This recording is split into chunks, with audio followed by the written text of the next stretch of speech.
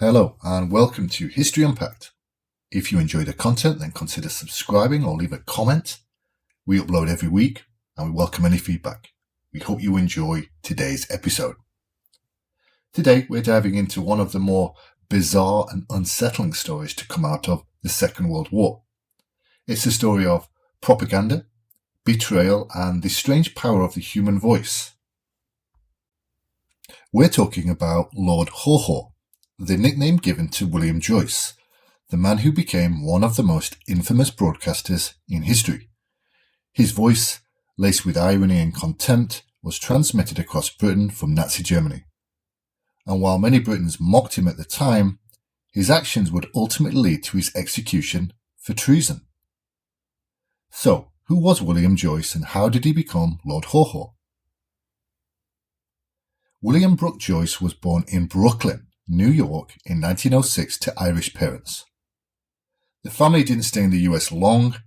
They moved back to Ireland and Joyce spent much of his childhood in Galway. During the Irish War of Independence, he supported the British cause, which was unusual for someone from a Catholic Irish background.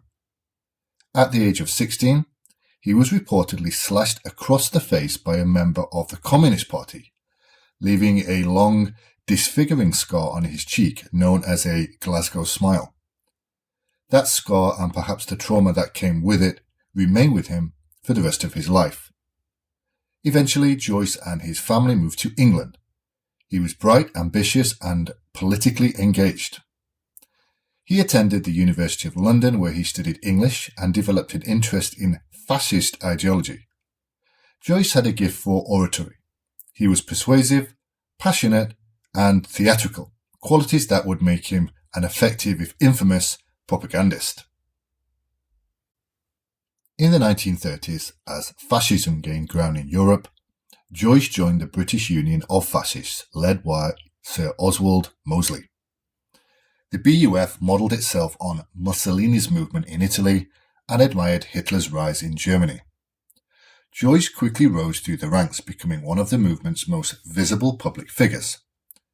But his rhetoric was becoming increasingly extreme even for the BUF. He was openly anti-Semitic and his speeches often veered into violent nationalism. Eventually, Joyce was pushed out of the organisation. By 1939, with war looming, Joyce sensed that his time in Britain might be up. He was known to the authorities and he suspected correctly that he might be arrested if war broke out. Just days before Britain declared war on Germany, Joyce and his wife left England for Berlin.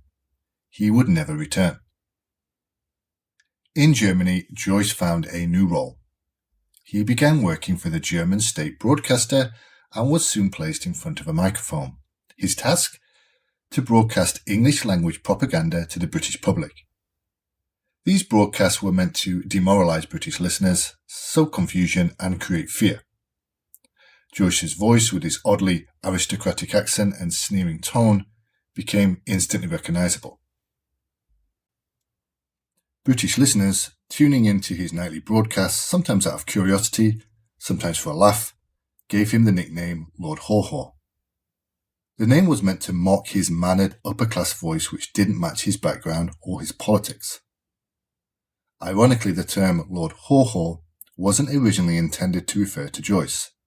The nickname was coined by a British radio critic who heard a number of different English-speaking voices coming from German radio. Over time, though, it stuck to Joyce, whose broadcasts became the most regular and prominent. He never actually referred to himself as Lord Haw-Haw, but by 1940, the name had become synonymous with him. So, what did Lord Haw-Haw actually say?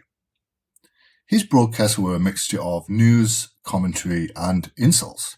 He would often exaggerate or invent German military successes, mock Winston Churchill, or warn of impending doom for the British people. He tried to sound authoritative, sometimes even sympathetic, as if he were simply giving listeners the truth that their own government was hiding. But his message was always the same. Britain was losing the war and resistance was futile. Despite or because of his tone, many Britons tuned in. The government discouraged listening to enemy broadcasts, but that didn't stop people. Some listeners found it amusing, others were genuinely disturbed. Still, there is little evidence that Lord Haw-Haw's broadcasts had any significant effect on British morale. If anything, he became something of a national joke, a symbol of Nazi desperation. Behind the scenes, though, Joyce was deeply committed to the Nazi cause. He continued working with the German propaganda machine until the very end of the war. As Germany collapsed in 1944-5, Joyce fled Berlin, heading north in an attempt to escape capture. In May of that year, he was discovered by British soldiers near the Danish border. He was shot in the leg, and when they searched him, they found a fake passport under a false name. But the scar on his face made him very easy to identify. William Joyce, Lord Haw-Haw, was finally in British custody. The legal case against him was complicated. Joyce had been born in the United States, and he had spent most of his youth in Ireland. And although he had lived in England and held a British passport, he wasn't technically a British citizen. This raised the question, could he be tried for treason against a country that had never officially claimed him as its own? The prosecution argued that because Joyce had held a British passport, one he lied to obtain, he had accepted the protection of the British Crown and therefore owed allegiance to it. By broadcasting Nazi propaganda during wartime, he had betrayed the Allies. The jury agreed. He was found guilty of treason and sentenced to death. On January 3rd, 1946, William Joyce was executed by hanging at Wandsworth Prison in London. He was one of the last people in the United Kingdom to be executed for treason. So, why does the story of Lord Haw-Haw still resonate? In part, it's the strangeness of it all. An American-born Irishman who fled Britain became the voice of Nazi Germany and ended up paying the ultimate price for his betrayal. But it also reminds us that the power of the media in times of conflict. Propaganda isn't always shouted from the rooftops. Sometimes it comes in the calm, polished tones of a man on the radio who sounds like he knows what he's talking about. Lord Haw-Haw's broadcasts were a warning of how persuasive lies can be, especially when they're wrapped in authority, delivered through familiar accents and aimed at people who are tired, afraid, or looking for answers. In the end, William Joyce failed to divide the British people. His voice, once broadcast across the airwaves of war, now echoes only through history.